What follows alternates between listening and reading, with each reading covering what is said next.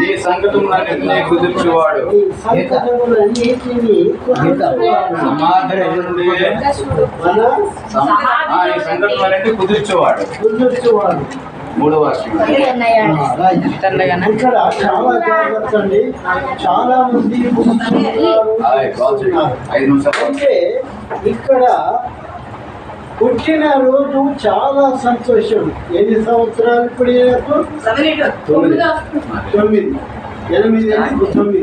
8 చేసావు. దేవుడు 8 సంవత్సరాలు కాపాడి 9వ సంవత్సరంలో నూతన అనుగ్రహించి ఆయన్ని కాపాడుతున్నాడు. అయితే ఇక్కడ చాలా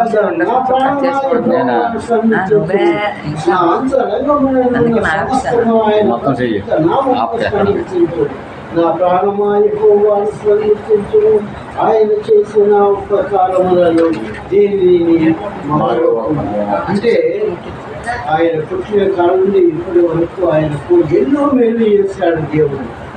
కానీ చాలామంది పుట్టినరోజు ఏం చేస్తారు?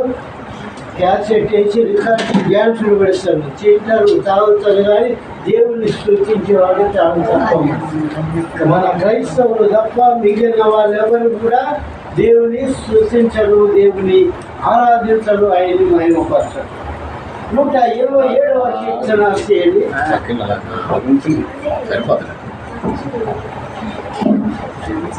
ఇక్కడ 127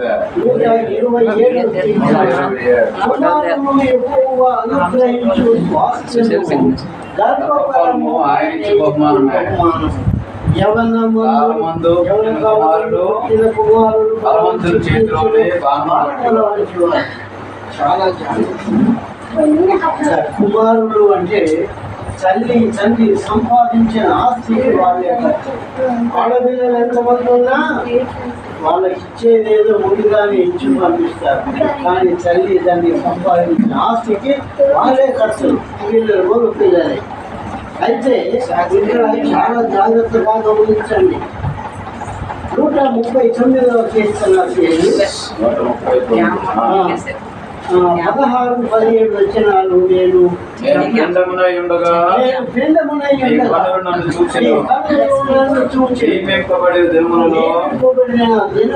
ఒకటైనా కాకముందే నా దినములు ఈ గ్రంథములో లిఖితములాయెను.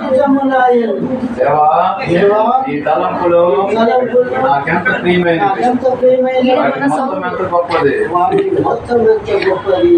ఇక్కడ చూడండి, సమూయేలు తల్లి రంగంలో ఒక దినము దాసులుండి దేవుడి కన్నులు చూశాయి. ఆయన ఎంత పెరిగి పెద్దవాడు కావాలి, ఎన్నో తరగతి వరకు చదువుకోవాలి, ఆయన ఏ ఇంటి అమ్మాయిని చేసుకోవాలి, ఆయనకి ఎంతోమంది పిల్లలు కావాలి, అన్నీ కూడా దేవుడి జీవ గ్రంథములో రాయబడింది. అందులో నువ్వు నేను తీసేసేది ఏమి ఉండదు, ఇచ్చేది ఆయనే, ఆయన. అందుకే దేవుడు ఎన్నో మేలు చేశాడు.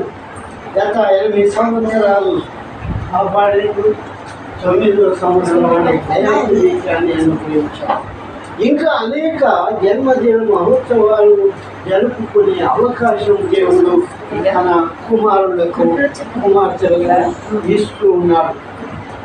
ఇకపోతే కొలస్సీ 3:21 కొలస్సీ 3:21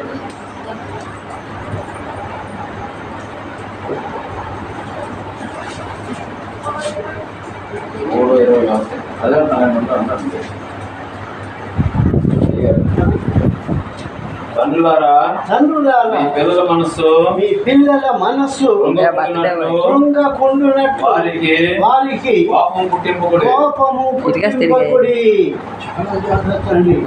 చిన్న పిల్లల మనస్సు ఎలాంటిదంటే అది చాలా సున్నితమైన మనసు. చాలా మంది పిల్లలు అయ్యో నా కొడుకు నా కూతురు ఇల్లు వదిలి వెళ్ళిపోయారు అంటే కారణమేంటి?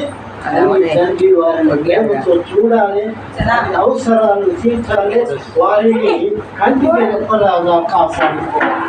కానీ ఆ పిల్లల్ని చీటికి మాటి కొట్టి వాళ్ళని హింస పెట్టి వాళ్ళ మనసును కృంగదీస్తే వాళ్ళు నీకు నాకు చెప్పకుండా వెళ్ళిపోతారు. పోయినాక అయ్యో నా కొడుకు పోయిండు, నా బిడ్డ పోయిందంటే ఏడిస్తే ప్రయోజనమా? ఏముండదు. అందుకే పిల్లల మనస్సు కృంగకుండా వారిని కాపాడాలి. చూడండి, కరెంటు మనం పోయినప్పుడు ఏం చేస్తాం? కొవ్వొత్తులు వెలిగిస్తాం. వెలిగించినప్పుడు చిన్నపిల్లలకు వాళ్ళకు తెలియదు. అదేదో ఉంది వెలుగుతుందని పోయి దాన్ని పట్టుకోవచ్చు, వాళ్ళకు తెలియదు. కానీ మనం పెద్దలు ఏం చేయాలో అది కాదు బిడ్డ, అది కాదు ఆయన అని మనం పట్టుకుంటాం. అట్లే పిల్లల మనసు కృంగకుండా కాపాడాల్సిన అవసరము తల్లిదండ్రులకు ఉంది. ఇకపోతే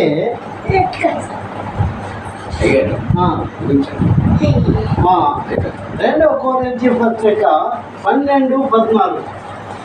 2 కొరింథీ పత్రిక 12:14. ఇదిగో ఈ మూడవసారి మీ యొద్దకు వచ్చుటకు